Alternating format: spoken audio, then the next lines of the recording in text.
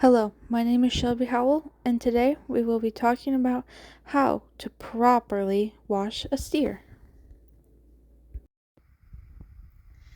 Okay, so now we're going to do our room tour. And starting off, we're at our sliding door that slides open, and this is where we take our cattle out at.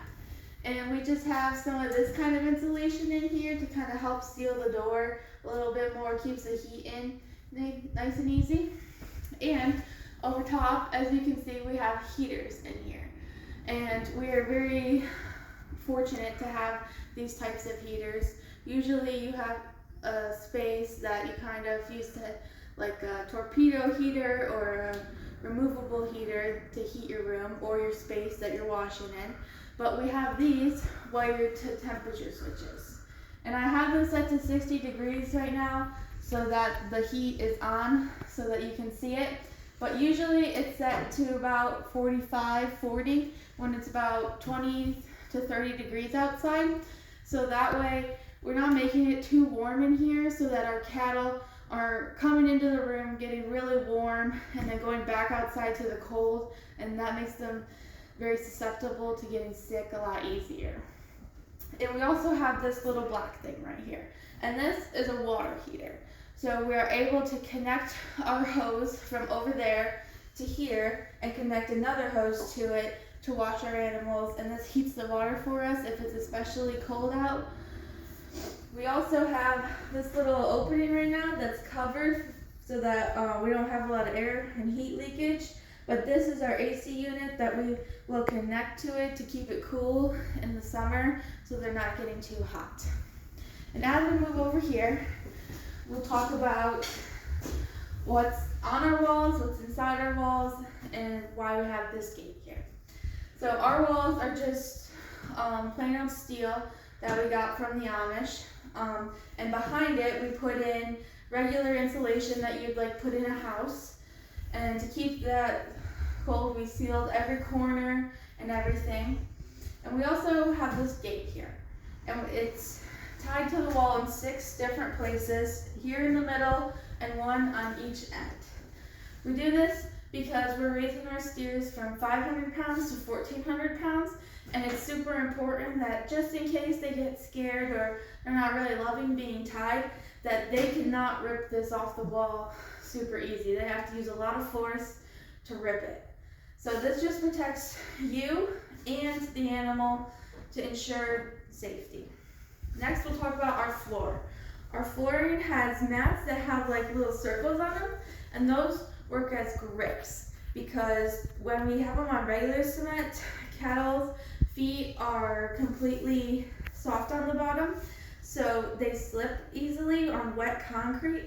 So we have mats here that give a little bit of grip on their feet, because if you're washing in a place that has rocks or concrete like this, you're going to want to put a mat down because like we have shoes to protect our feet, but our cattle don't. So any kind of sharp rocks they step on could bruise their feet and make it hurt, give them ouchies, and slipping on the concrete can also do so. So it's important to have a non-slip barrier and a nice softer layer to wash your cattle on.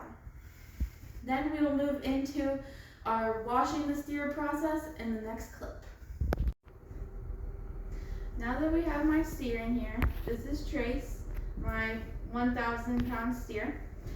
I have him tied with his head pretty high, and it's wrapped around the top one and then tied at the bottom one. I'm tying his head a little higher so that way there's more control of his head and he can't really swing himself around as easily and swing his head around when I'm washing it. And as you can see, he still has the dust and the hay and all that kind of stuff in his hair still because I have not yet blown him out. So I will use my Sullivan Supply blowers, which you can simply get by looking up Sullivan Supply.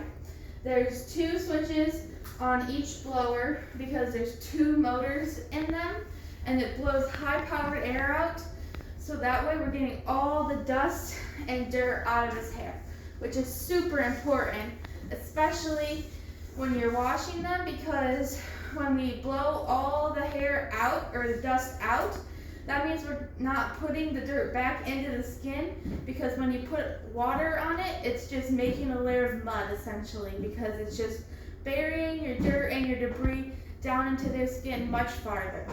So I'll turn on my blower and show you what that looks like for a couple of seconds. Reminders that you should always blow their hair forward and start at their butt and then work your way to the front. So that way you're not blowing the dust back into the hair back here.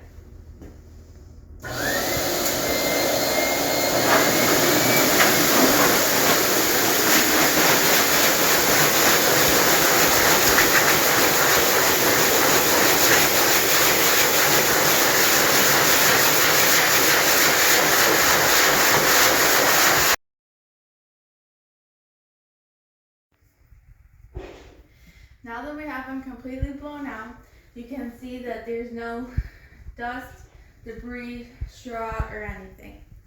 Make sure when you're blowing to focus on the harder to reach places, like in between the legs, the stomach, the front, which is the brisket, which is the body part right here, and their head and ears, which is the spot that gets commonly missed. Now we're going to begin our soaping process.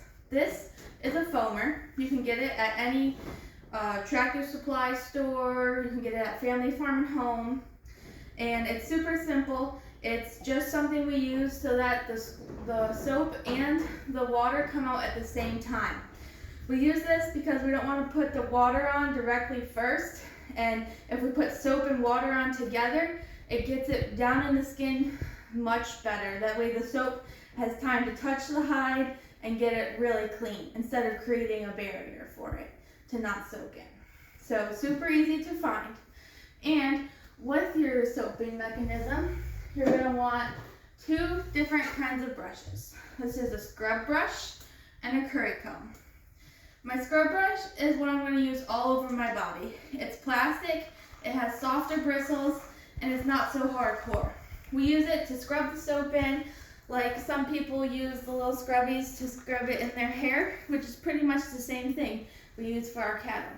Our curry comb has a little bit sharper teeth on it, not super sharp, but a little bit more aggressive, so that way we can get out the poopy spots, like most commonly the butt, and sometimes the stomach and legs, because they're laying down a lot, they can get poop on them. Our soap that we use is a common brand that you can find anywhere in any general store, as long as you're getting soap and not conditioner. Any cheap soap, from high end to cheap, whatever, it doesn't matter. As long as it's a nice, clean soap, not super fragrancy, just simple soap. Okay? So now I'm gonna take my foamer and I'm gonna start at his butt and start soaping this way. I'm going to start at his butt, and I'm going to work my way down to his legs. And I'm going to do this the entire way, starting from back to front, like we did when we were blowing. So I'll completely soap him and then show you guys what it looks like when it's combed in. Okay, now that we've done the soaping process, I've combed all his hair forward. Every single hair goes forward. I've combed all the way down the legs forward, the inside of the legs forward, and a special part that a lot of people miss is lift up their tail, and a lot of poop gets stuck on the underneath part of their tail. So it's important to get all that poop cleared all that away. It's also a scratchy spot that they really like also, so he'll hold his tail up right here the whole time you do it. But yes, important to make sure you get the butt in between the back legs and those hard to reach places. Also, like the armpits, and make sure that you're getting their face as well. And we will see you for the drying process. Now that we have all the soap combed in and all his hair is combed forward, we're going to start rinsing. And we're going to start at the back, and we're going to work our way down. So that way, when the soap from up here comes down, we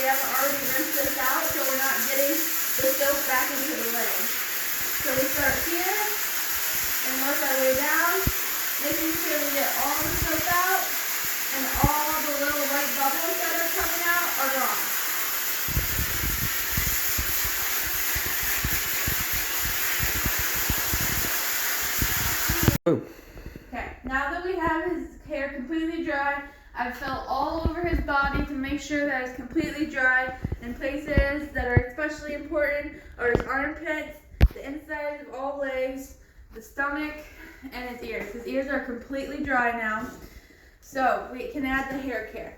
The hair care is a mix of horsehair moisturizer and clean sheen. Those are two things that you can buy online when you simply look up cattle hair products, and super easy to use. And this is just a regular spray bottle you can get anywhere.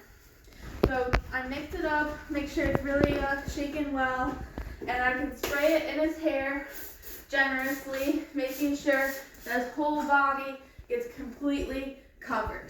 And then I take a comb like this. This is called a skip tooth comb.